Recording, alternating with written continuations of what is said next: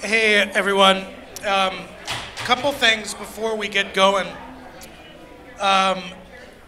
Also out there, Umbria has given us these wonderful little postcards that you can get a free cup of coffee at any Umbria location because they so appreciate you. So those will be out front. The other thing is there is a survey that is out on the registration table for this series that I would love if you would fill out. You can either do it on a piece of paper with this old growth media, or you can go online, which the link is up here.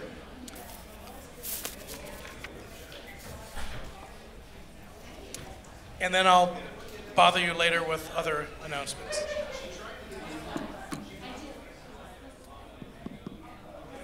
Good afternoon. Are we on? Can you hear me in the back? Okay.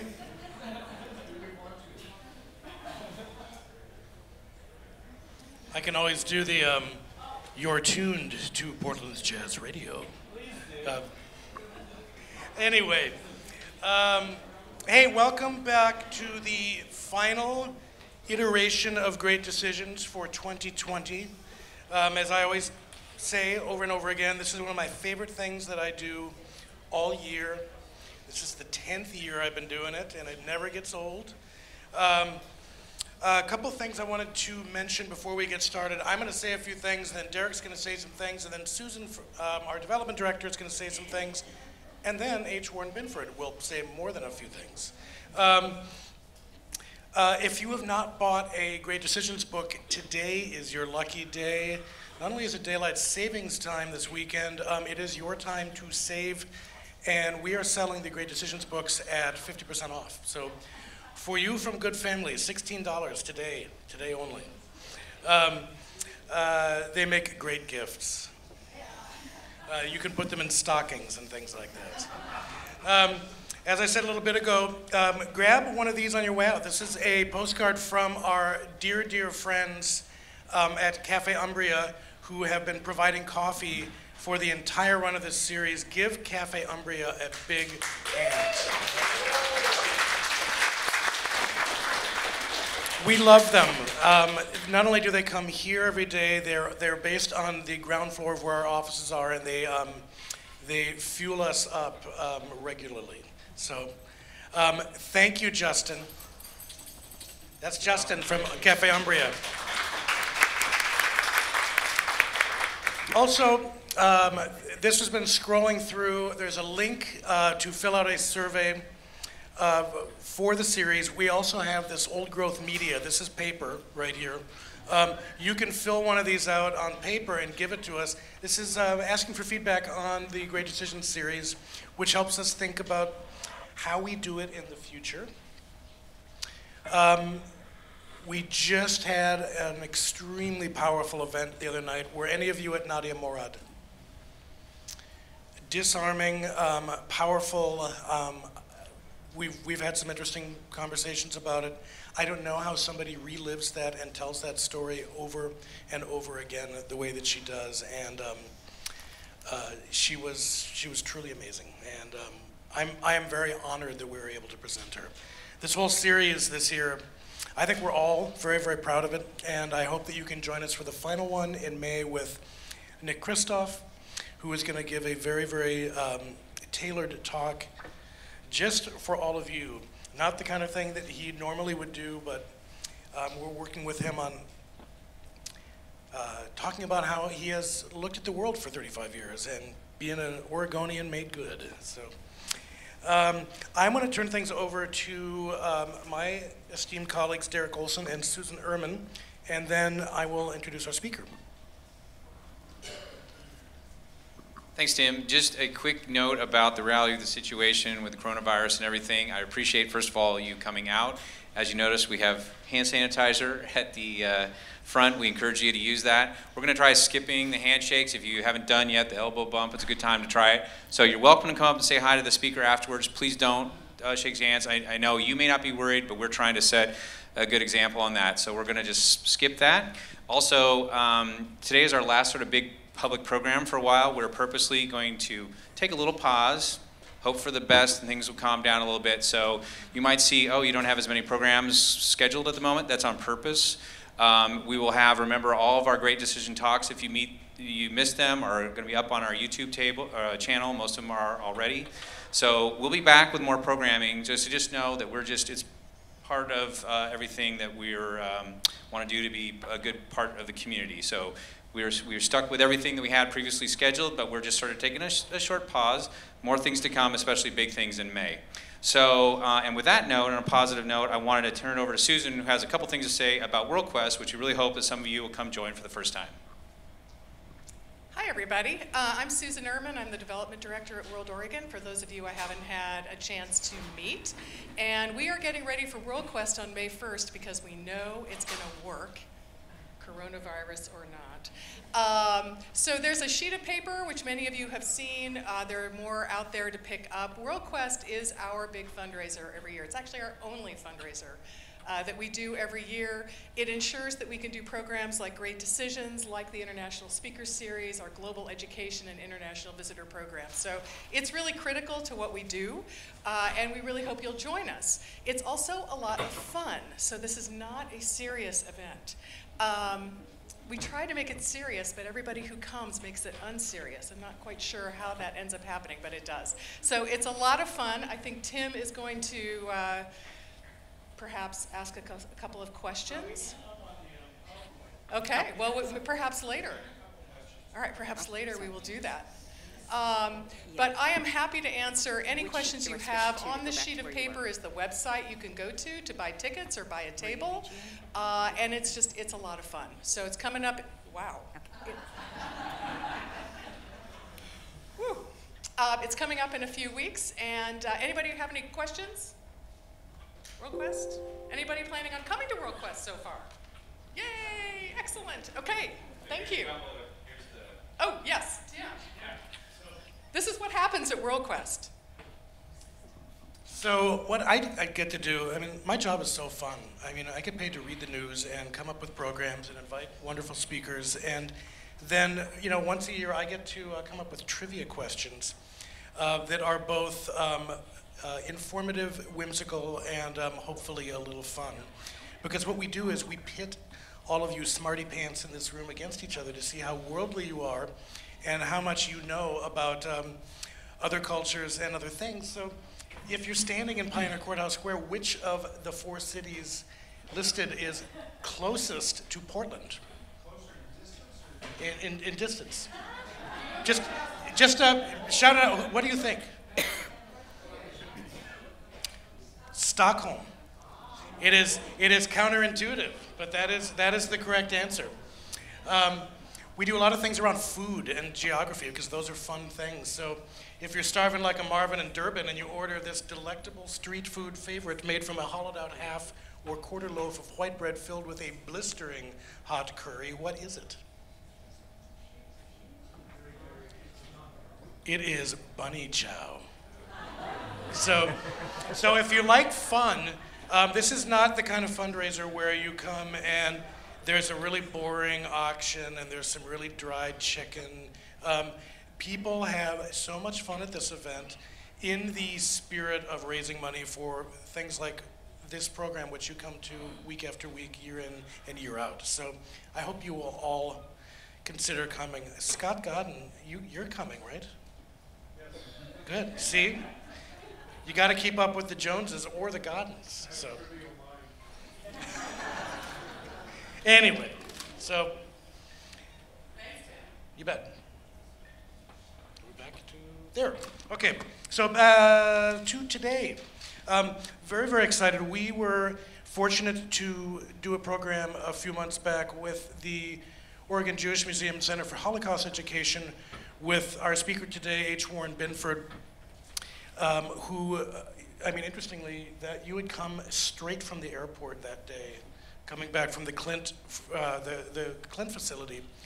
And I was so struck by your presentation because you had said that you had basically were not able to, you had to sign confidentiality. You were not able to talk about what was there. But I remember you saying, I can't tell you what I just saw, I can only tell you that it's worse. and it was a very emotional presentation. But anyway, so Warren Binford is an internationally recognized children's rights scholar and advocate who holds a tenured position as professor of law and serves as the director of the clinical law program at Willamette University. She renovated Willamette's entire clinical law program in 2005 and founded Willamette's Child and Family Advocacy Clinic, which has provided pro bono legal support to children and families in crisis, as well as guidance on legislation and public policy. She's provided expertise and support to Save the Children, the International Red Cross, the International Criminal Court, the Japan Red Cross, the Croatia Red Cross, and the Dutch National Rapporteur on Human Trafficking and Sexual Violence Against Children, among many others. In addition to her child advocacy and scholarship, she is an experienced corporate lawyer and negotiator who spent 8 years at Pillsbury Winthrop Shaw Pittman LLP, where she specialized in corporate transactions and litigation. She is admitted to practice law in California, Oregon, the United States District Court, Eastern and Northern Districts of California, the Ninth Circuit Court of Appeals, and the U.S. Supreme Court, and was a Special Assistant Attorney General for the state of Oregon from 2006 to 2011. And she has published widely, and I think you're one of my big heroes these days. Oh, so let's give Warren Binford a hand. Thank you. So thank you all so much for coming. I hate to go off topic right now, but I actually had not just returned from the Clint Border Patrol facility. They probably will never let me back into that facility again. But I was at another Border Patrol facility, a couple of Border Patrol facilities, when I landed and gave my talk for you last fall. And you were absolutely correct that it broke my heart. And I have continued to go back to the border and to interview these children and these families on both sides of the border in Mexico, where we are now sending these children and families without any support or resources or family there, even though they have family here in the United States and resources, and that those families love them and want to take care of them.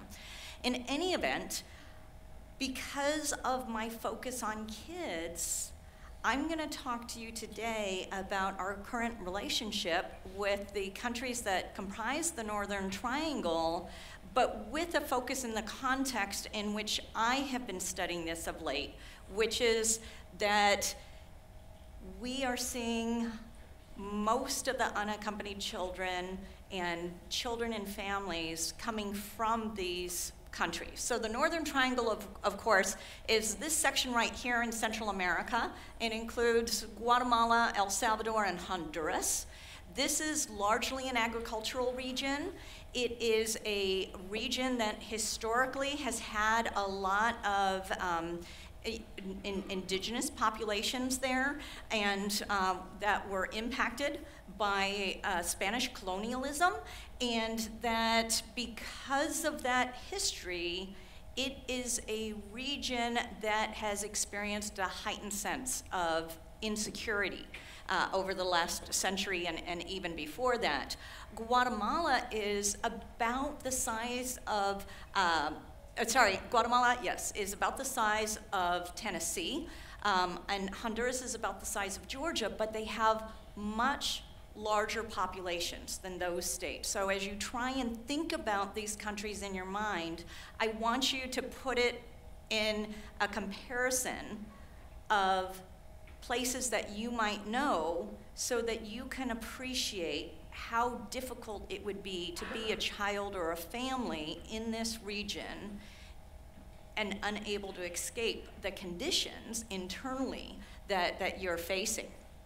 I also want you to note from this map the proximity of these countries to the United States of America, that you are looking at a 3-hour flight. These are the equivalent of going from here to Oklahoma City. And so we're talking about not a great distance to cover.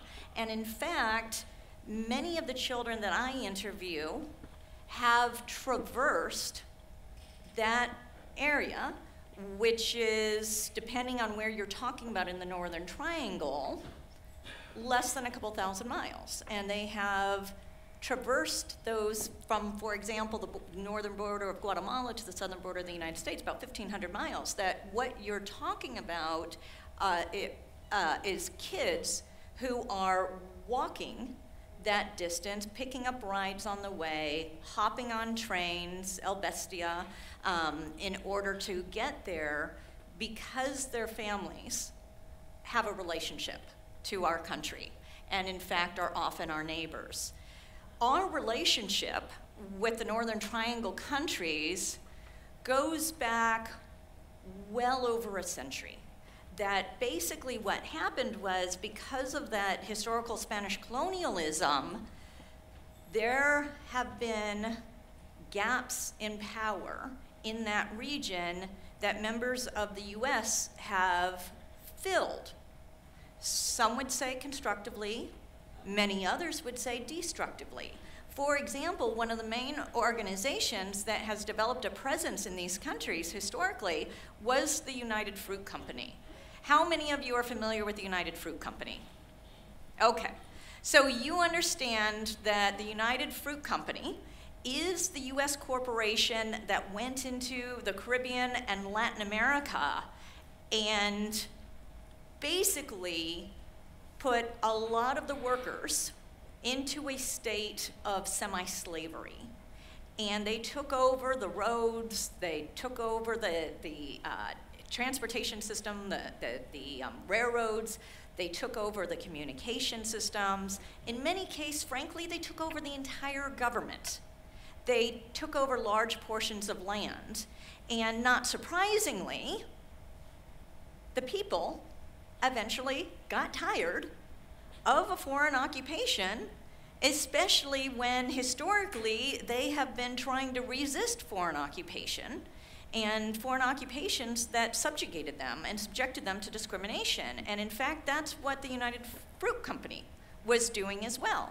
And when the United Fruit Company started to face the revolutions that were happening in this region, in Guatemala, for example, you had a democratically elected government that said, we are going to give power back to the people, that we're not going to let foreign companies come in here and take over our land and take over our infrastructure and deprive us of our natural wealth and our right to fair compensation for our labor.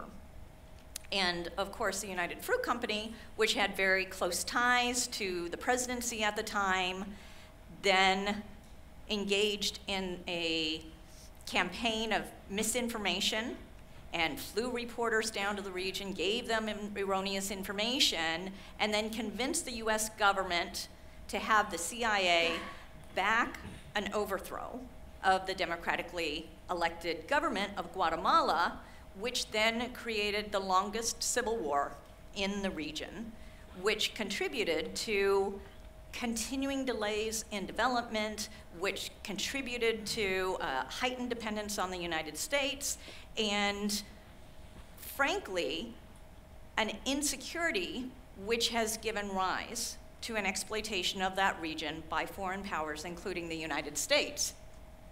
So we have this economic interdependence with the region, and because of that history and because of the weakness that we've imposed on this region, we have found ourselves with a cheap labor force that we've been able to bring into the United States, often in undocumented contexts, and utilize for our own economic advantages.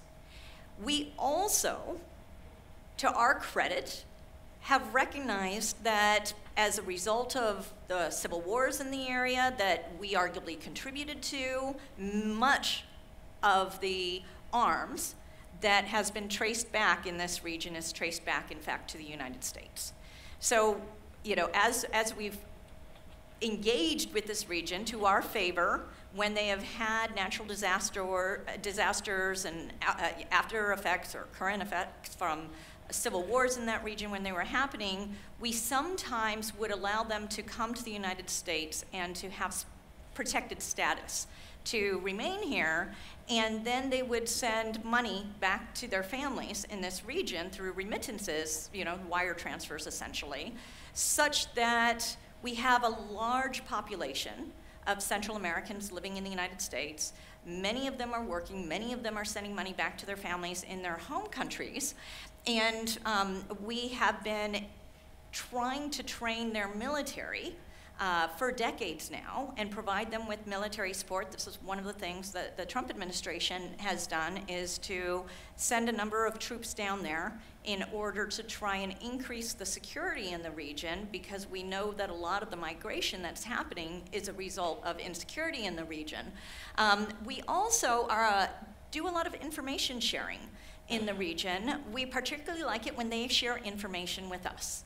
So for example, in my work on behalf of children who are migrating to the United States, we encounter situations where a child has crossed several borders in getting here, and because right now we are trying to externalize our borders and prevent children from getting into Mexico so that they never arrive at our southern border, we have provided countries, including Guatemala, with computer systems and software that allows us to access their information.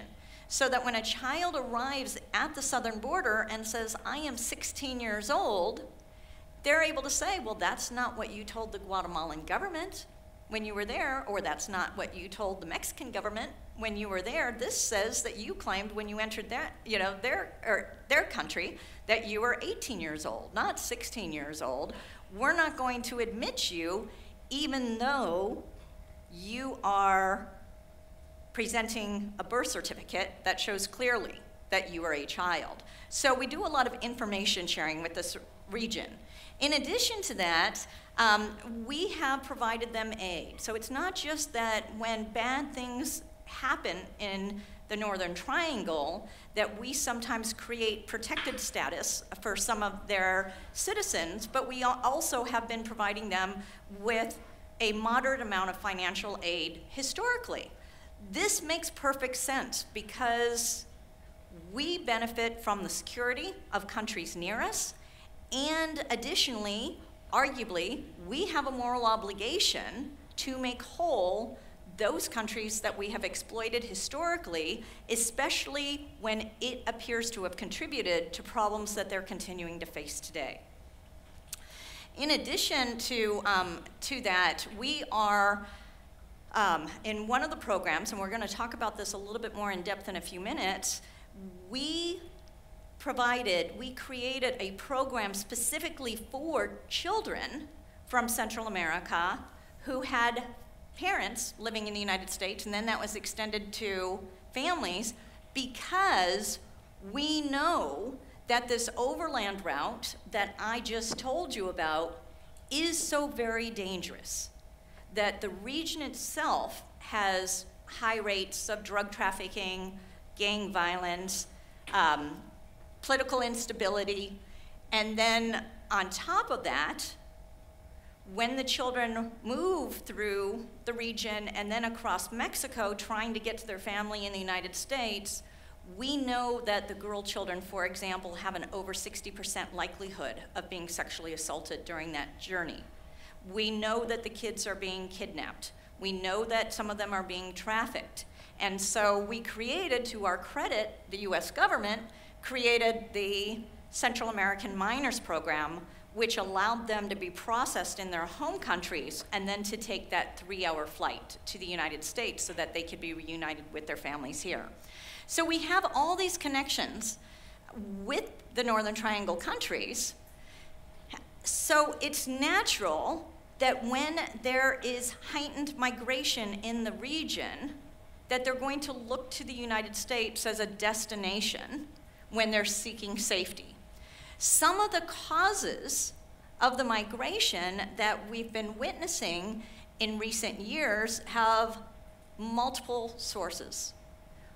One is that there's been a significant rise in gangs in the region, and so we consistently hear from a significant number of the children that we interview and their families that the girl children have been targeted around the age of adolescence to become a sex slave to one of the gangs that controls their neighborhood, and that if they don't agree, and these children are sometimes 12, 13, 14 years old, that if they don't agree to become the sex slave or girlfriend of a gang member, that they are likely to be raped, gang raped, sometimes killed.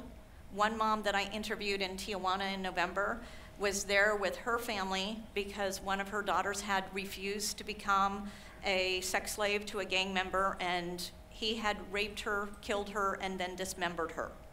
And she left with the entire family after that happened. And unfortunately, arrived in the United States, arguably had a very solid, legitimate claim for asylum, and they sent her to Mexico, where the gangs also are, because as you know, these gangs have a presence throughout this region, including Mexico, and so we place them in harm's way when we do that. Another issue that we're hearing about an increasing amount has to do with the climate crisis. We are hearing more from children and families that are in the high country, in places like Guatemala, for example, who live on subsistence farms. And because of the climate crisis, they are experiencing a severe drought, and their parents are no longer able to feed them. And they talk about the fact that they would work if they could, but because unemployment is so high, remember we talked about United Fruit Company and the economic exploitation that happened there? It's a cycle. Because the unemployment is so high that they can't even work to try and earn money for their family so that they could try and help feed their brothers and sisters. And so we're seeing more and more children coming up and families coming up because they no longer can feed themselves. We know that the US has a disproportionate impact on the worsening climate around the world, that this is not something that we are able to contain within our borders, and so that's something else that arguably we are contributing to, conditions that we're contributing to. We've already talked about poverty. Being poor doesn't entitle you to asylum in the United States. And the number, we have a number of children who say, particularly teenagers, who say that they're coming to the United States to find work. So those aren't lawful arrivals, and they're likely to be returned to their home countries, but that is, in fact, one of the reasons why we're seeing so many. In addition to the sexual abuse that I've already talked about, we also are looking at highly patriarchal, misogynistic countries. So that, for example, one of the families that another clinical professor has worked with involved a family with 4 girls, a dad, and a mother who left them because of the level of domestic violence in the family, and then the father proceeded to start sexually abusing all of the daughters and maintained that he was entitled to do that because they were his property and he owned them. And when the oldest daughter complained to the police, they refused to do anything because they agreed that it was none of their business, that it was his household, they were his children, and they weren't going to do anything. And so those brave little girls made that overland journey to the United States to escape a violent man who was being protected by a patriarchal system that views women and children as property. And if he wants to beat you, he can. In addition to that, we often hear about the widespread corruption that's causing these families and children to flee. That, like in the story that I just told you, that if they go to the police will not protect them. We repeatedly hear from people who are trying to flee the gangs who say that the gangs own the police, that if they went to the police and sought protection, it would only draw attention to them and that it would make them an even greater target. So one little boy who was interviewed by one of my colleagues, He had been trying to avoid being forced to join a gang. He and his best friend, they wanted to stay in school, they wanted to finish their education, and the gangs kept following them, kept harassing them, kept threatening them. Finally, one day, the gang's coming after them as they're trying to go home after school. His best friend is decapitated, running right next to him, and he said he never went home. He just kept running towards the United States, that they had already complained to the police about it, and the police did nothing.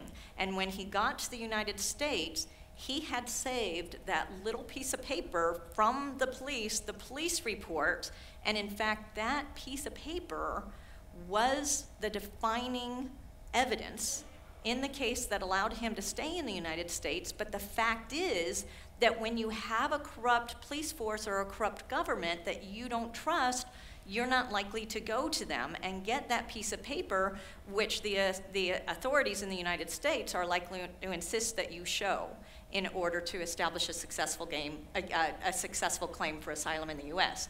And then, of course, as I've mentioned, because of the historical relationship that we've had, the number of people who have come here for labor, the number of people who have come here because of instability or for jobs, the number of people who have come here as a result of natural disasters and the temporary protected status that we've given them, they have family in the United States. And what we know is that children belong with family.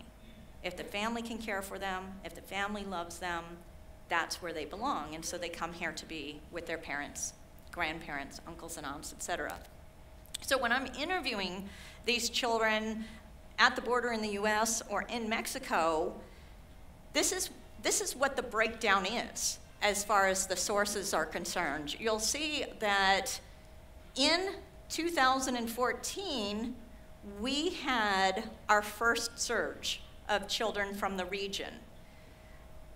We saw most of the kids coming from the Northern Triangle countries, and it was pretty evenly divided where they were coming from. But after that, the numbers went down in 2015. Does anybody know what happened in 2015 that might be significant?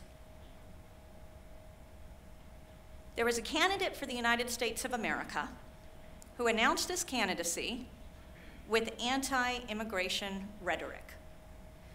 Do you know what the research shows is likely to occur if you start to introduce draconian immigration policies? Immigration initially goes up. So I have no idea whether or not that is in fact why we saw an increase the next year in 2016. But I find it fascinating that that ended up becoming a defining part of our presidential campaign. And in fact, although the numbers started to drop off pretty significantly, they went up again after that. And then, of course, we'll talk about some of the policies that we introduced that targeted this region. But it has continued to climb after going down again, and I can't help how much of those policies are impacting it. But what's interesting, what's interesting to me is that you do see some variation in the representation of different countries from the Northern Triangle in this period. And in fact, one of the interesting things, I know we're talking about the Northern Triangle and not Mexico, but you'll notice that there's been a decline in children coming specifically from Mexico during this time and an increase in children coming from Guatemala. So when we talk about these conditions that might lead to instability in the region, I found this map that combined poverty and violence in the region as well as drugs, which are three of the things that the kids talk about is driving them to the United States from the Northern Triangle. And if you look at the drug seizures, you will notice over there in the right-hand side that there in fact are very few drug seizures in the Northern Triangle, which supports what the children are describing, which is that the law enforcement, the government, isn't really controlling this. So you think about, well, that's not our problem. Well, I hate to break it to you, But who do you think is the market for those drugs which are leading to the high levels of violence and homicide in Northern Triangle that's creating much of the income for those gangs that are occupying those countries and contributing to the corruption? It often goes right through, the land trade goes right through that region. And so it's not just the fact that we've sold them all these weapons when they're taking weapons away from the gangs, that we gave them the weapons. It's also that we are the ones that are creating the market for the drugs that then creates the trafficking right through their hometowns. So we've got a problem with guns. We've got a problem with drugs. And those problems are part of what is creating the nightmare that I've been witnessing the last few years in person and that you've been witnessing on the media. That these children are no longer safe because of what's happening in their hometowns, and they're having to leave en masse. So do we have a crisis? Well, for them, it's certainly a crisis. But part of the rhetoric that you have been witnessing is a complete exaggeration of what we know is happening in a larger historical context. So if you look at immigration over the last 60 years, you see that there are times when we have had over 1.6 million people being apprehended at our southern border because they don't have appropriate documentation. And let me just stop right there. It is perfectly lawful to come to the United States for the purpose of claiming asylum. Many of these people are coming to the United States for that purpose. Some of them are not. It is illegal to come to the United States if you're not coming to claim asylum and if you don't have appropriate authorization beforehand. And that crime is a misdemeanor. And that misdemeanor is the equivalent of you or I playing our music too loud. It is disturbing the peace. That's the level of crime that it is. It's a misdemeanor. And I want you to think about, we'll talk about it in a minute, but I want you to talk about like one of the policies that was introduced that impacted all these kids from the Northern Triangle that I've been interviewing was taking them from their parents and often losing track of both of them, putting the parents on a flight back to the Northern Triangle and placing the child with strangers in the United States and assigning them no numbers to keep them back together, often not tracking who the parents were or anything or where the parents are. And we said, our government said, we're doing this because of their criminal act. I want you, for the ones who came here for the purpose of claiming asylum, not a crime. For the others who might have come here for jobs, it's a crime. But imagine living in a society where the government could take your babies away because you played your music too loud. That's not the kind of country that I want to live in, and I bet that it's not the country you want to live in either. But it's the country that we've been living in for the last few years. So you look at the numbers, and what we see is that we have been able to process 1.6 million people who did not have documentation ahead of time to come here, but somehow, when we get to over 300,000, and at one point, just around 300,000, oh my goodness, what are we gonna do? Now let's take the worst year on record for the kids when we processed approximately 80,000 kids. At that time, 89% of those kids were placed with loved ones in the United States. So you're really only talking about a little over 8,000 kids. And in fact, most of the years, it's been well below that number. That's like worst case scenario. So what you have seen a change in is not that we have so many people coming to the United States without documentation, But this green color represents the number of children and families coming to the United States. That's what has us panicked. It's one thing if we have workers that we can exploit, that we can employ under the table, but if we're talking about women and children, God forbid, the end times have arrived. What you need to know about those children is that in studies of them, they have a higher level of resilience than native-born children. So my daughters, God bless them, I love them so much, and they are gifted and beautiful and everything else if they're watching this. But the fact is that they've never had to walk 2,000 miles because their best friend has been decapitated, and God forbid they ever should have to do that. And when these kids arrive here, because they have such high levels of resilience, they have higher levels of educational attainment than our native-born children.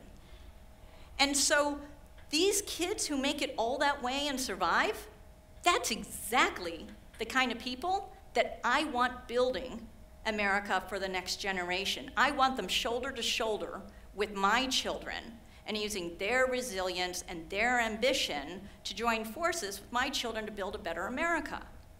But apparently a lot of people in power thought that it was a threat to have a bunch of ambitious, survival-oriented children who have a high level of resilience coming to our borders, even though their families from Honduras and El Salvador and Guatemala lived here, and many of whom have been living here in this symbiotic relationship that we have with the region for years.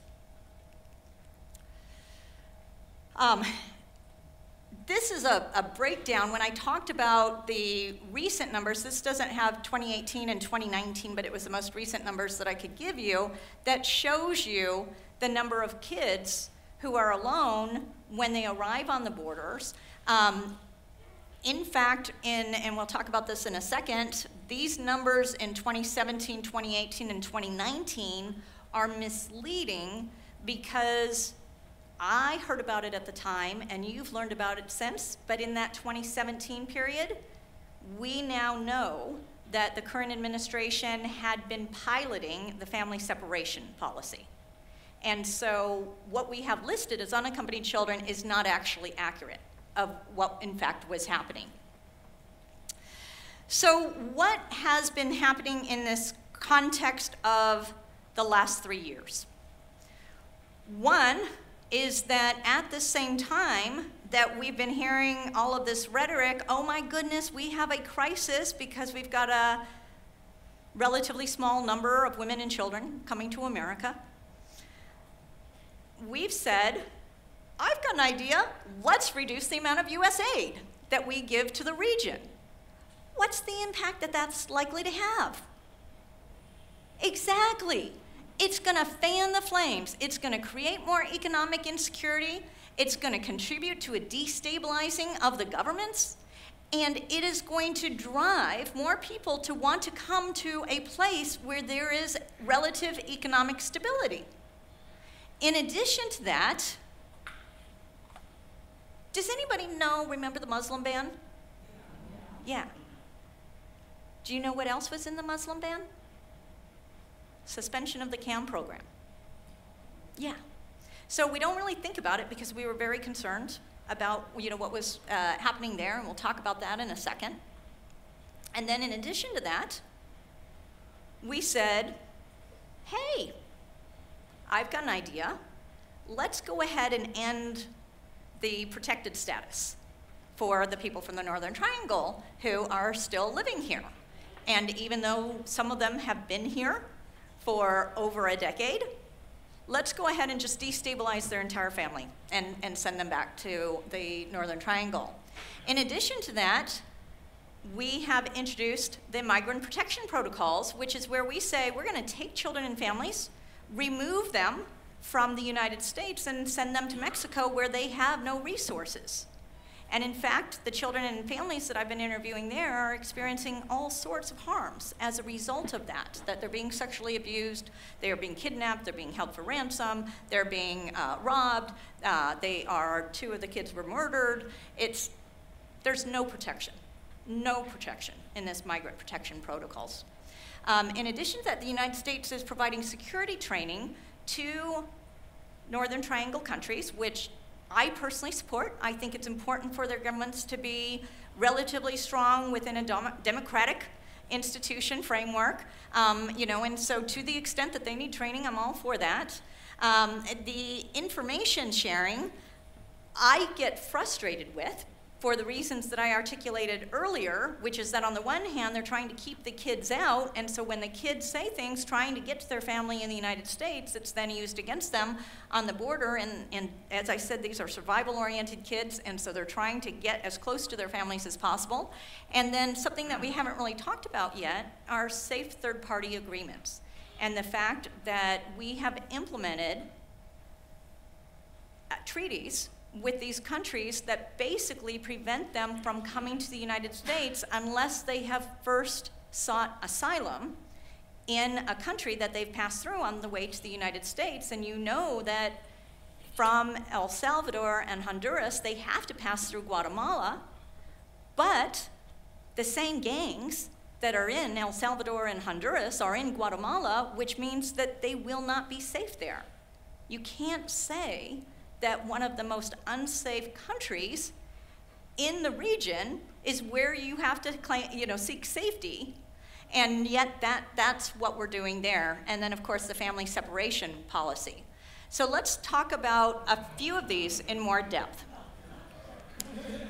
So Senator Jeff Merkley uncovered a memo that was written in the spring of 2017, presumably by this man, that lays this all out. So when people say, well, we're just trying to react to this crisis, which the numbers I showed you hopefully made clear that you don't need to be afraid of a lot of toddlers and preschoolers and school-age kids. That's not the threat to American security. But what they did was they laid this all out then, and then they tried to frame it within a crisis. And when I'm being critical of him and them, you need to know that I was critical of President Obama in 2014 when they were keeping kids longer than they were allowed to keep them under Florida. So I'm not saying this in any partisan way. I've been a Republican, I've been a Democrat, I've been an independent, I've been them all. I come from a purple family. I vote kids.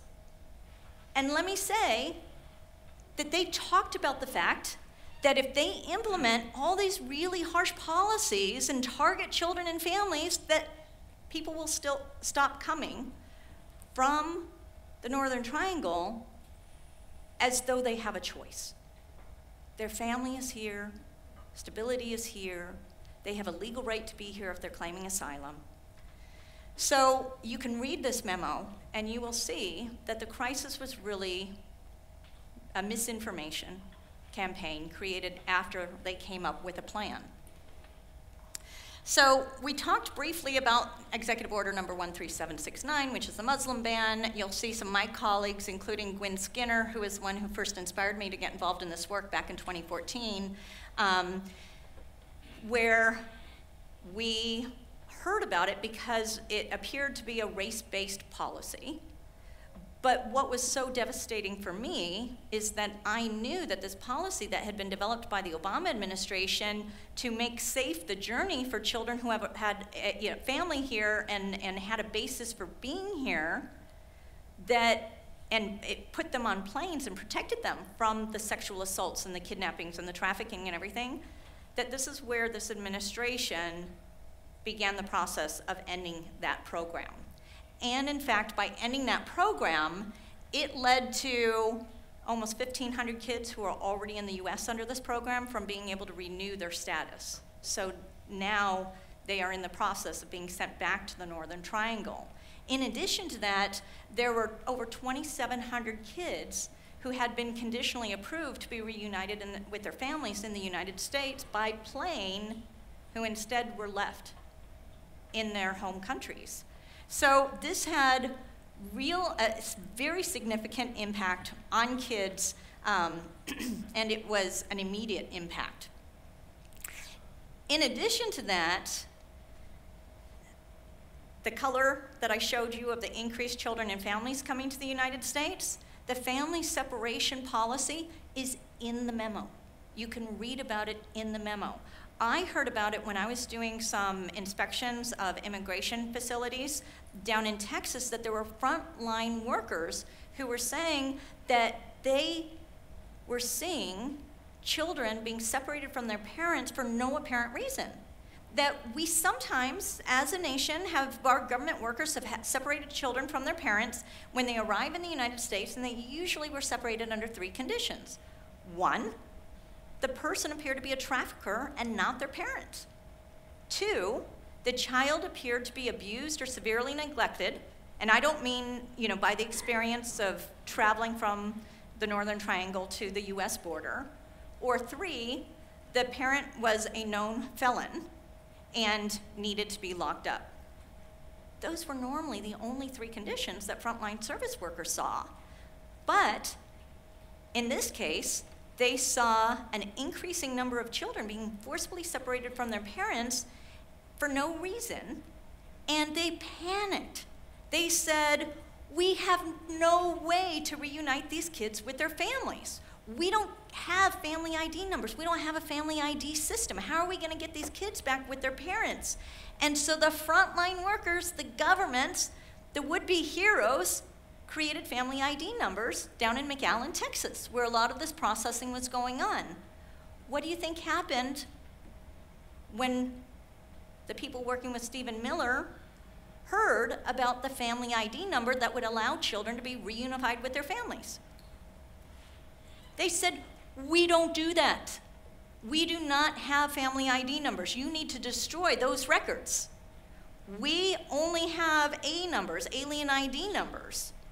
And so then what happened was, about a year later, we of course found out that there was a policy of this happening, and then the Attorney General at the time, Jeff Sessions, publicly announced that this was the policy and tried to get that rhetoric out there that if we're harsh enough, the people will go back to the Northern Triangle. But in fact, they didn't. And the ACLU brought a lawsuit on behalf of the parents, and the court, the U.S. District Court, the Southern District of California, Judge Dana Sabrow said, you have to put these kids back together, but the government didn't know how to do it because they had sent a bunch of parents by airplane to Guatemala, El Salvador, and Honduras. What do you think those parents did when they were sent back to a region that they were trying to escape because people were trying to beat them, kill them? They went into hiding. So then the government couldn't find them in the region, and suddenly you had to rely on nonprofits such as Justice in Motion, which has ties to Central America and particularly Northern Triangle because of labor exploitation and trying to get money for laborers who are deported, reported to ICE just before their paychecks are due, et cetera. They have relationships, and they started trying to track down these parents, and to this day there are many parents that they haven't been able to track down. So you have all of these children from this region and all of these parents who remain separated to this day.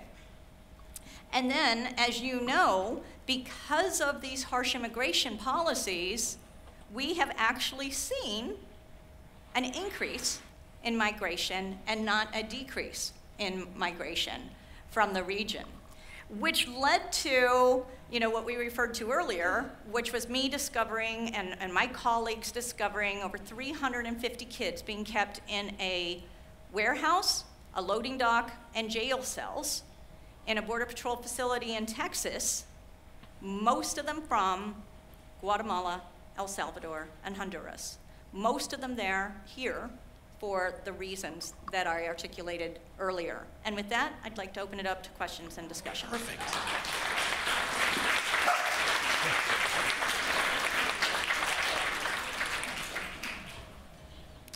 Somebody's got to have a question. Oh. Yes, first of all, thank you very much for a very informative presentation. My question concerns the countries of Nicaragua and Costa Rica. Mm-hmm. Can you comment briefly on them, their status, relative stability, security, and related factors? Right, so let me say that my expertise on the region is derivative. It's based upon my interviews of the children and what they report to me, and then research that I do after that related to trying to support asylum claims and things like that.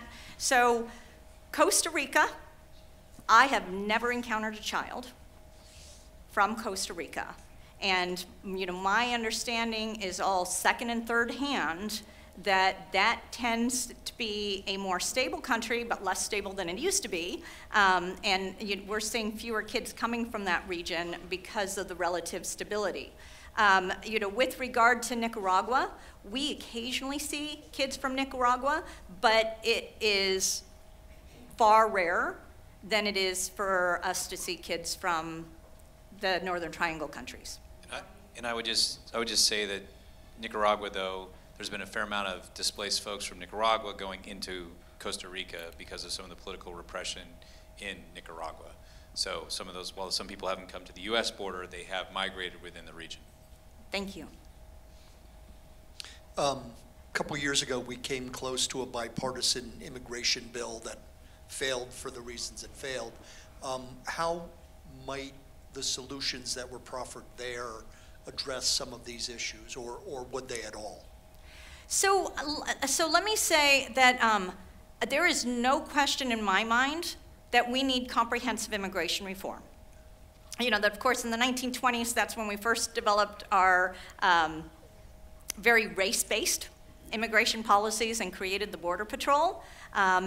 President Johnson very famously denounced those values as un-American and tried to create an immigration system with the Congress at that time that was focused on family and professional contributions that could be made, economic contributions that could be made. And that since then, there has not been enough attempt to address the changing nature of the world. And since we've had a fairly dysfunctional Congress since the 1990s, we've got a few things through, such as in the TVPRA, we've been able to get protections for unaccompanied minors and such, but there really needs to be comprehensive immigration reform. So for example, right now it is illegal, it is not lawful for a court or any government agency to appoint attorneys to represent these children who are being brought before the immigration courts, so that we literally have infants, toddlers, and preschoolers who have no attorney to represent them when they are presenting their cases. And we need to have immigration reform that is clearly establishes protections for these children, which means that, as was established in the Flores case, that 1985 case that was brought on behalf of the kids who were being locked up indefinitely, that we need to get kids out of immigration custody as quickly as possible, placed with their parents in the United States. I think that we need to address the DACA problem, that this is not part of my presentation, but it is clear to me that we have over 800,000 young people who have been law-abiding, who have lived in the United States most of their lives, many of whom have children here who are US citizens now, that we need to address that problem as part of the immigration reform, that we need to provide a path forward for people who are here under temporary protected status and have been here for an extended period and have jobs here and lives here and things like that. And so I think that part of my frustration of what's happening right now is that because we have a dysfunctional Congress, that we have the rise of executive orders. And we're seeing the same thing in El Salvador, frankly. That El Salvador, how many of you know about the current president in El Salvador? Okay, well, he's a mini Trump. And he issues a lot of executive orders, and he brought the military into their legislature in January. So just a couple of months ago, he had the military occupy the legislature and said, if you don't pass this funding that I want, that, you'll be sorry, basically. And so, and he issues edicts by media, by tweeting. So anyway, so what's happened was, because we have a dysfunctional Congress and haven't really done comprehensive immigration reform under any of the presidents recently, just bits and pieces like the TVPRA.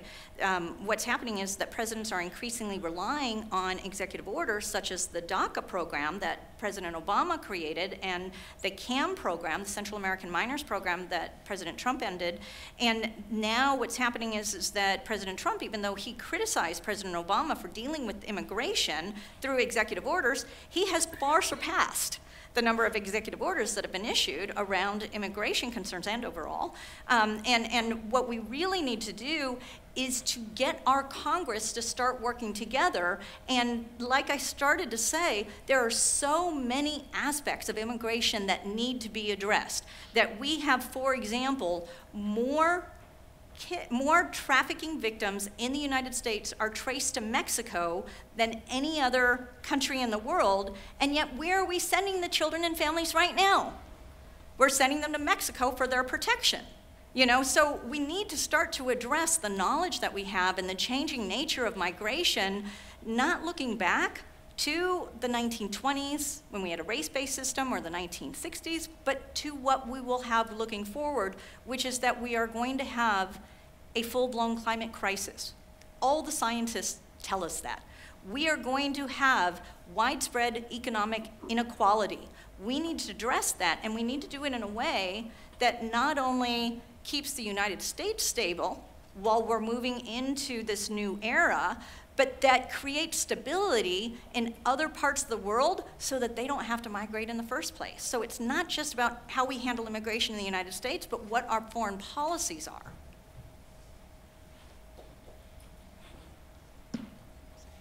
Hi, thank you so much. I have just a two-pronged question. I think the way you've laid everything out, it's like, it's so understandable, and what can we do to get that message out to counter the narrative that's coming, you know, from Trump, Fox News, even from our own families? That's my first question. The second question, I don't know if you have time to touch on it, but what about the disabled children and families? Yeah. What are you seeing down in Mexico, and what is happening? Okay, so just before I came here, I did an OPB interview for Think Out Loud, because yesterday they sent 4 kids back. Like so here's what makes me crazy. The migrant protection protocols, which the Ninth Circuit just said, this is an unlawful program and we are suspending the program. In the Ninth Circuit, they wanted to, you know, have an injunction nationwide, but because of the Supreme Court's recent rulings with regard to nationwide injunctions, they said, make it easy for you, Supreme Court, to uphold our decision. We're just going to apply it to the Ninth Circuit, but we're going to stay it to allow the government to seek relief from the Supreme Court. So, unlawful program, but even within the program, they are supposed to exempt special needs kids. So when I'm in Juarez in January, I'm interviewing a 6-year-old boy from Honduras who is developmentally delayed, and he's cognitively disabled.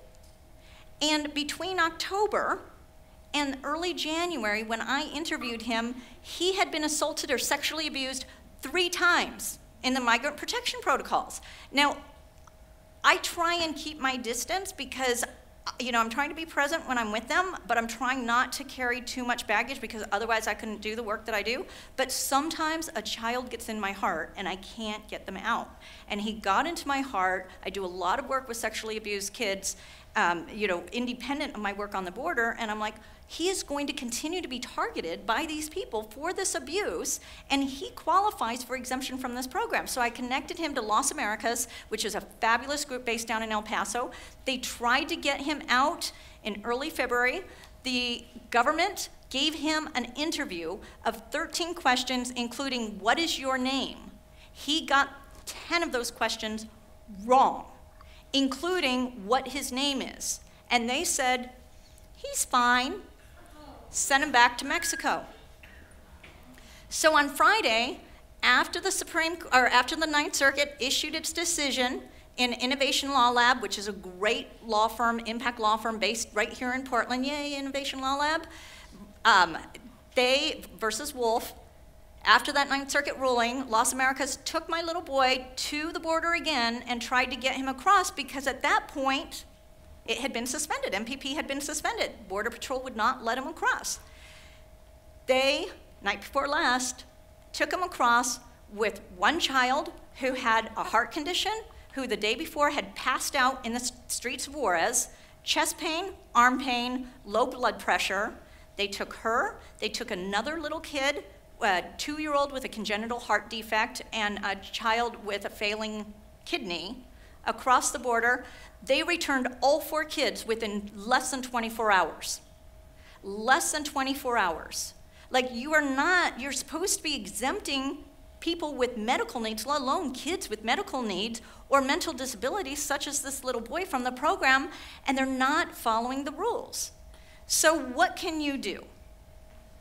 Please, please, please, please, please vote. We are a representative democracy. We have to say, you're fired. And I don't care whether the person who is abusing children or adopting policies that abuse children is a Democrat, Republican, Green Party, Democratic, Socialist. I really don't give a darn. But we've got to get people who abuse children and advocate for the abuse of children out of office. And thank you. Give time. Some of you are retired, some of you are teachers, some of you are doctors who have vacation time. There are a ton of programs down on the border where you can volunteer, to run one of the classrooms where the kids who are being kept there are getting their only educational experiences. That you can be a doctor and help care for the children who have medical needs down there. That you can be a lawyer and you can volunteer for 1 or 2 weeks with organizations like Al Otro Lado and Tijuana and help people to present their asylum claims.